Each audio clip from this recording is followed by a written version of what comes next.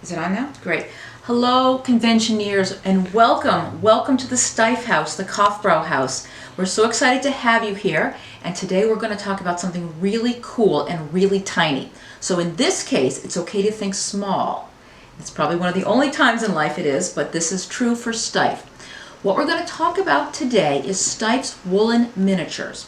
And these are these little tiny birds and rabbits and all sorts of creatures that many of you love already, or if you don't love them, you'll hopefully love them by the end of this conversation. We pose these with our dolls, we pose these by themselves, we pose these in doll houses and such. They're really quite lovely. And I wanted to share with you the story behind them, why they're so special and why they are coming and why they were invented at the point in time they were, and why people still continue to love them today. So let me pull a few very early ones and we can start talking about the history of them. So these are Steiff's woolen miniatures. And these were invented, or these came to market in the early 1930s. And there's a really good reason why. There's actually a couple of good reasons why. So in the late 1920s, things were not so great in Germany. It was a really bad time economically, politically, financially. A lot of people didn't have money. A lot of people didn't have work. There wasn't a lot of resources around. So Steiff really wanted to stay in business and came up with two business strategies to do so. One of them was to create a series of really high-end products. And these were expensive products that had a lot of bells and whistles and did all sorts of cool things, like a tail moves head item and snap-jointed things. Very expensive, very few were produced. The other side of the spectrum, which they made products for, was very low-end products. And these products turned out to be these woolen miniatures. And these turned out to be a really great solution for that lower-end market, because when they were produced at the time, they were about 30 cents each. And that's really not a lot of money. People could collect them, people could give them as gifts, children could play with them. So Steiff came up with a series of these woolen miniatures. And the first woolen miniatures were quite simple. And these were in the very early 1930s. And these were things like these birds, these rabbits, and a little mouse and such. Very simple, very beautifully produced. This is one of the very first woolen miniatures produced, this little tiny chick, beautiful. She came in several different color combinations, and despite the fact, and here's my hand for reference how big she is, she's really quite tiny. It's about 2 inches tall. She's made out of what's called nomada wool, which means wool that's been treated to not attract moths. She has metal feet, and if you look at the feet, they're beautifully painted and colored and formed. Believe it or not, she's head jointed. Can you imagine so many details in such a tiny package? She has a tiny pom-pom tail, a felt beak, button eyes, and a comb. And these eyes are actually sewn into the head. So they're not just put in like pins, they're really in there. This was built for children to play with. And these proved to be very popular. So Steiff, very early woolen miniatures, these chicks. Here you go. This is a golden bunting, which was only produced before the war. And again, lovely construction. All this beautiful, thick, dense wool, beak, eyes set in, lovely tail. And the way the IDs were on these, they're not common criminals, although they do have ankle bracelets with metal features. You can see here the tag. And these woolen miniatures did not have chest tags because there's not enough room on the bodies, no obvious place to put them. So the button and the tag was placed like an ankle bracelet along the birds with the metal feet. And these beautiful bunnies, which were produced also in a number of different sizes, totally beautiful, thick fur, pom-pom tails and heads, lovely felt ears, even glass pupil eyes and whiskers. Do you have any left? You have one. Well, that counts. You have one whisker, and many of them had whiskers. They often had a little dot of pink on the face as well. But these little tiny bunnies, birds and such, mice, the very first woolen miniatures, these were phenomenally successful, and you can understand why. Imagine these posed under a tiny little Christmas tree or on your mantelpiece or such, or in a small collection. They couldn't be cuter. Very popular. And then Steiff said, these are a winner, so let's make more. So what you're going to find is they get a little bit more fun and elaborate. And what we have here is a very sweet and goofy duck. Look at that wonderful happy mouth and a pom-pom head. His little button would have been right here because he could have had one there. adorable, and yes, head jointed. Despite his size defies how tiny he is, and just beautiful. Imagine him in an Easter basket. Show up in mine any day. And then this wonderful, little bit larger, he's about the size of a golf ball, just for perspective. It's a rooster. He's got these fabulous googly eyes, felt, and he's got eyes very detailed, and it's okay to look, even though it's in a private place. There is his button and the remainder of his tag. So these wonderful sort of farm birds. So all the birds that you would see would have metal feet before the war. Let me show you a few more little teeny tiny birds. So this is the smallest bird. That's 4 centimeters. So here's my finger. So it like goes to like my second joint. Look how tiny she is. She's just beautiful.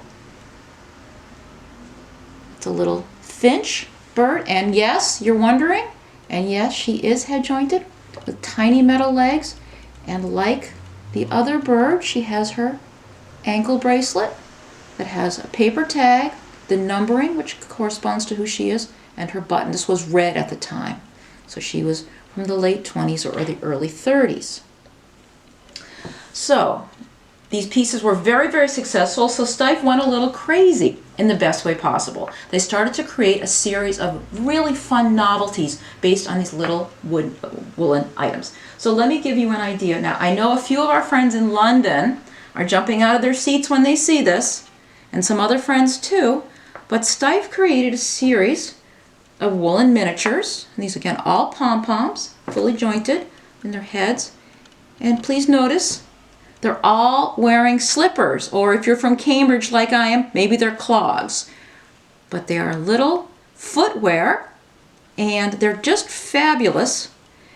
And Steiff made a bunch of these with footwear, and they also made little birds with bonnets, and they also made these woolen miniatures in a whole series of different playful novelties. For instance, imagine this on a pincushion, or imagine this on an ink wipe. Wonderful. They did a lot of these type of things. They put these on little tumblers, like the little Weebles wobble, but they don't fall down. They put the woolen miniatures on the tumblers. They put them as baby toys, and they put them, a wonderful toy is a series of ducks in a row that you pull. So the mommy duck and the little ducks of the woolen miniatures, absolutely precious. And slippers and things like that. They also made what's called congratulators, and congratulators would be one or a couple of these wonderful woolen miniatures dressed up, perhaps as a bride and groom, on a wooden board that was painted green, and you could write a greeting to a couple, or you know, happy anniversary or happy wedding, or perhaps there was one with, you know, a good luck on your graduation, a good luck on your birthday. Wonderful, wonderful woolen miniature congratulators made from these items. And one of my most favorite and most beloved novelties of the pre-war period is this bird, or burb as some people call them. This is a parrot, and I've always wanted a bird, and this is, I think, about as close as I'm going to get, but I'm happy with him. He's just beautiful. This is entirely made by Steiff. He is made of mostly red novelties wool, and if you look at the back, I'll hold it steady for you. You can see this wonderful coloring, and if you do have a parrot, just imagine him at this scale, how beautiful he is. So Steiff made all of this, and here are his tail feathers. They have a little losses to time, but they are as they would be in nice felt. That's blue, red, and orange felt. And he is all original, and he did come perched on this with this chain. So he won't fly away. I don't think he will, but just lovely. So this is very typical of a Steiff novelty of the late 30s or the early 40s, made in the woolen miniature form. He's just charming with the same quality and integrity, with the double thick felt beak, the eyes built in, and such. Just an absolutely beautiful, a very ephemeral creation. Lovely, one of my most favorites. I'm so happy to share that with you. So, Steiff stops making these in the mid-40s because of World War II. But as soon as this company reopens for business after the war in the late 40s and early 50s, they immediately started making these. And I want to show you some items that are transition between pre-war and post-war and how you can tell the difference. And then talk about what happened in the post-war, which is a different type of woolen miniature, but still charming in its own way. So I'm going to put these pre-war guys here. They're going to continue to look at you, and you can look at them.